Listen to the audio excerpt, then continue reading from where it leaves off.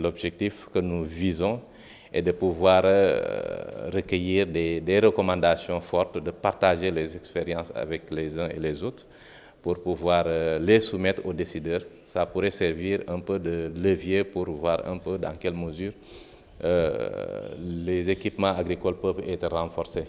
Des équipements agricoles fortement qui doivent être adaptés par rapport au milieu, par rapport aussi à l'environnement, par rapport au type de terre, notamment sur le retard dans la livraison du matériel, l'accès un peu difficile parce que c'est des équipements qui coûtent assez cher, mais aussi la maintenance de ces équipements pose énormément de difficultés aux productrices, producteurs qui sont dans les milieux ruraux. Donc voilà toutes ces questions-là qui ont été soulevées en termes de constat pour qu'on puisse réfléchir et voir quelles sont les solutions idoines pour pallier à ces contraintes. Socodevi est un projet de renforcement de l'offre d'assurance agricole, mais avec comme objectif de contribuer à l'autonomisation économique des femmes.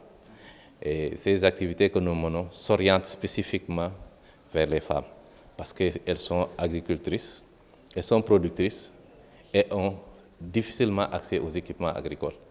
Aujourd'hui, le partage que nous faisons peut être un levier qui permettra à ce qu'une prise de conscience puisse être faite, que l'apport des femmes dans la production agricole est très important, notamment dans la zone sud. Le matériel agricole, qui est quand même une question lancinante pour le développement de l'agriculture au niveau de la région.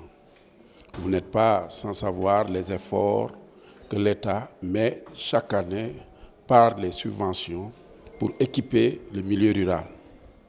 Donc aujourd'hui, à travers cette concertation pour la région de Ziguinchor, différents acteurs de ce secteur ont présenté l'état des lieux, en commençant par la DRDR, ensuite la Sodagri, et il y a aussi un partage d'une étude qui a été conduite par le projet Résilience de la Socodevi au niveau de la région.